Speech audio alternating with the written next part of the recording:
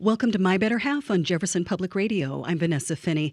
Today I'm honored to have Ashton Applewhite as my guest. She's an author, speaker, and activist whose long writing career has evolved from covering general topics to a focus on longevity to ageism, which is prejudice or discrimination on the basis of age. In 2016, she delivered a keynote address on the subject to the United Nations. The same year, she self-published the book This Chair Rocks, a Manifesto Against Ageism, which the UN called a catalyst to raise the consciousness of people around the world on what ageism is and what we can do to dismantle it. In 2017, her TED Talk, entitled Let's End Ageism, inspired a standing ovation and has been watched over 250,000 times since then. She joins us now from Brooklyn. Ashton, welcome. Thank you. Good to be here. So, in recent years, the world seems to have been very ready to hear the message that ageism exists pervasively and it's harmful to us all, of all ages. And not only have you personally received a lot of accolades for your research, campaigns have been started around the world by both government bodies and private parties. I'm thinking of Australia's Ageism Awareness Day, the hashtag I Look My Age on TikTok, and we could go on and on. My first question to you, is this just part of the zeitgeist now, or how would you explain the momentum that the pro-aging movement has gathered? It's hard to chart the progress of a social movement. For sure, there are tipping points. I've been at this now for over 15 years, and in the very beginning, anytime anyone gave ageism a footnote, I fell off my chair in delight. And just as one barometer, as one metric, think how many headlines and conversations ageism has been part of in the last year compared even just to the year before. So I think you have sort of a critical, a geometric effect. The more people start talking about it, the more people hear and so on. And I think the world is ready for this. There have been any number of exciting catalysts. A huge one was the World Health Organization, which, not the World Old People Organization, that launched a global campaign to combat ageism. It's called A World for All Ages, which I love. And that's a 10-year campaign. That's just, gaining ground all the time. The UK is about to launch a national campaign. I could go on. I won't. Yeah. Yeah, I think the word is exponential. On one level, this has existed in the background for many years. The U.S. just celebrated the 60th anniversary of Older Americans Month. President Biden made remarks in May, but there's this new momentum. And I want to just circle back and come up to your book a bit. You left a long-time writing position at the American Museum of Natural History in 2017 to become a full-time activist. And the catalyst for This Chair Rocks was sort of a research question, being, why is our view of late life so grim when the lived reality is so different? Yeah. I also turned 65, so I could qualify for Medicare. So that helped.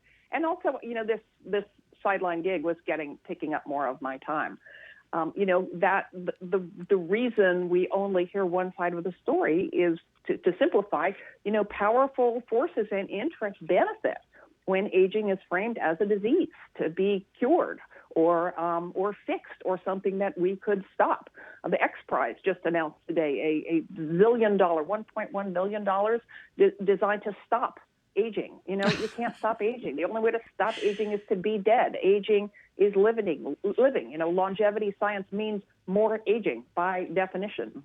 So you started blogging about this, and it got more and more of your attention. You started drilling down from longevity to healthy aging, ageism, in 2007. In 2012, you started speaking on the subject, and then you started this blog, and I love this, Yo, is this ageist? Because it reminded me, this came later, but it reminded me, it seemed in the spirit of, if you've heard of Uncomfortable Conversations with a Black Man, which answers questions about race and racism. Funny you should mention that. It is actually modeled, I will say with permission, on Yo, Is This Racist?, which was a pre-existing blog designed for exactly that. We're uncomfortable talking about race, and we are clueless and uncomfortable. I think we're less uncomfortable around aging because everyone experiences it. So it doesn't do that sort of othering thing. Am I being inappropriate? Because the weird thing about ageism is that other is your own older self. So it's a prejudice against yourself, although all prejudice harms everyone. But that is where I got the idea. Although I have started on LinkedIn and my Facebook page with my colleague Ayanna King, something called the Discomfort Club, where we talk about uncomfortable things, mainly ageism and racism. What a coincidence. I love that. And that is a good point. That's a great point about othering. And as someone who makes missteps myself, as most of us do, We all do. Yeah, I'm so grateful to have that kind of sort of non-judgmental forum where somebody is generously taking time to answer, Yeah, I And mean, the biggest reason companies give for not addressing age bias, and probably other things too that they don't say out loud, is they're afraid they'll get it wrong. Guess what? We all get it wrong. Culture is changing. There are no fixed rules. A title that works for one person doesn't work for another person. The only way to get it wrong is to not try, and look at your own biases, because we're all biased. I say and think ageist things all the damn time. And because we can't challenge bias unless we're aware of it. And ageism is sort of the last bias to come to the table, if you will. But everything we have learned in recent years about addressing racism, about addressing homophobia, and so on, we can apply in some way to some degree, because every bias is different and every human's experience of it is different. But we can apply that to undoing ageism. We are not starting from zero, which speaks to your original question about why we're gaining ground. The ground has been plowed in all sorts of ways by these other movements over the past half century. And I'm going to speak more to that in just a moment. You're listening to My Better Half on Jefferson Public Radio. I'm Vanessa Finney, and I'm talking with Ashton Applewhite, who's been on the annual Forbes list of 40 women to watch over 40 and named to the Healthy Aging 50 by the Decade of Healthy Aging platform, which is a collaboration between the UN and the World Health Organization. She educates people on how to identify ageism and ultimately dismantle it. And Ashton, I'm going to put myself on the spot and ask to be educated. I'm inspired by your blog, Yo, Is This Ageist? And it made me think of something I said in the past that was supposed to be funny or, innocuous. And I'm going to go out on a limb here. Here's the situation.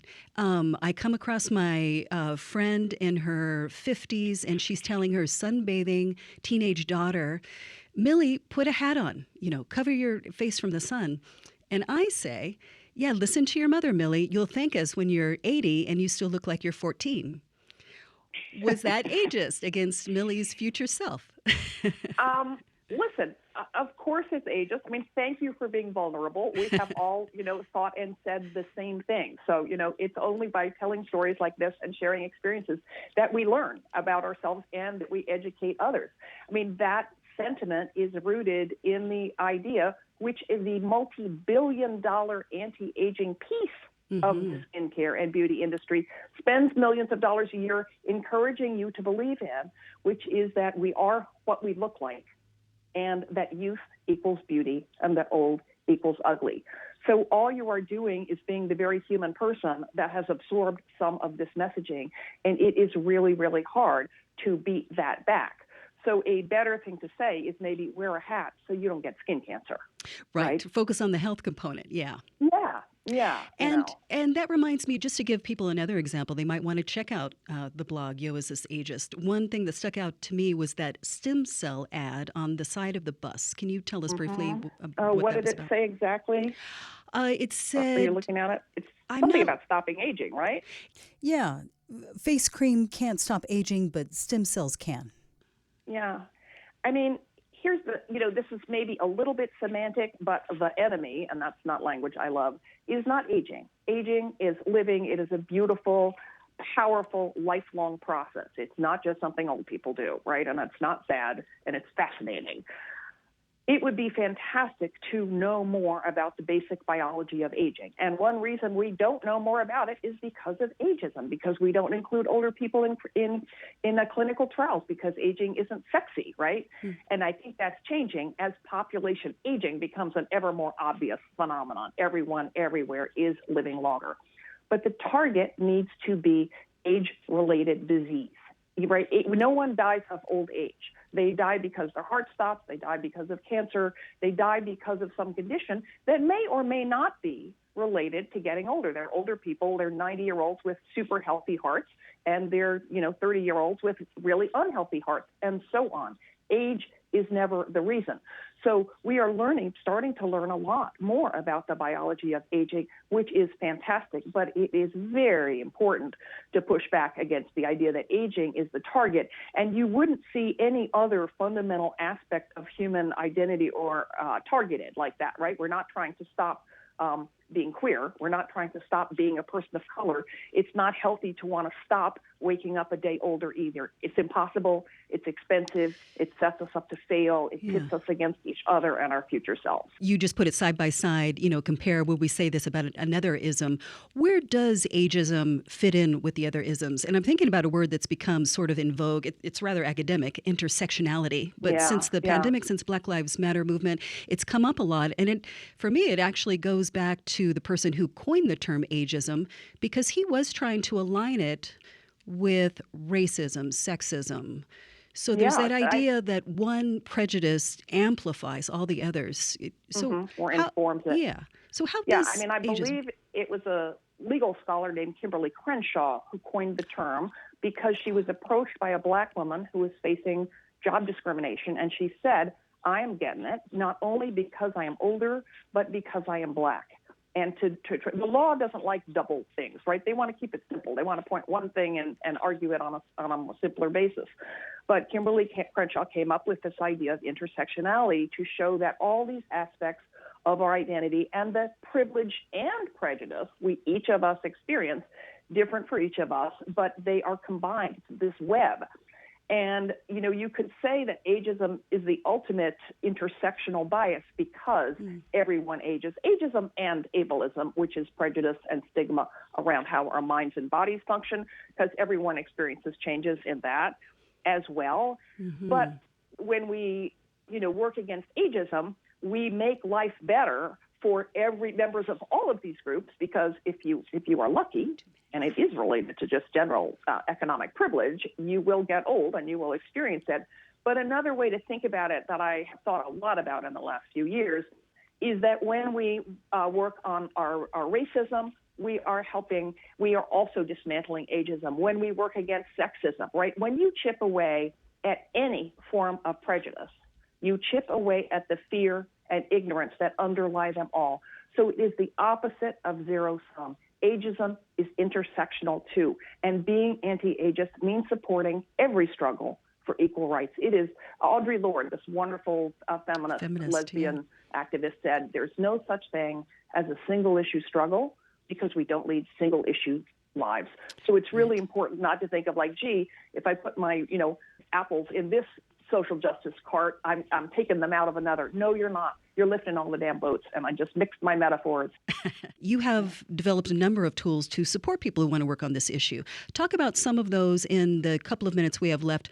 One activity you encourage is starting a consciousness-raising group. You've got an old-school clearinghouse. Yeah, I'll make it really efficient for people. I thought sort of, I guess, 6 or 7 years ago that the ageism awareness movement is new. Wouldn't it be cool if there was one place to find all the best resources, tools, podcasts, infographics, blah, blah, blah?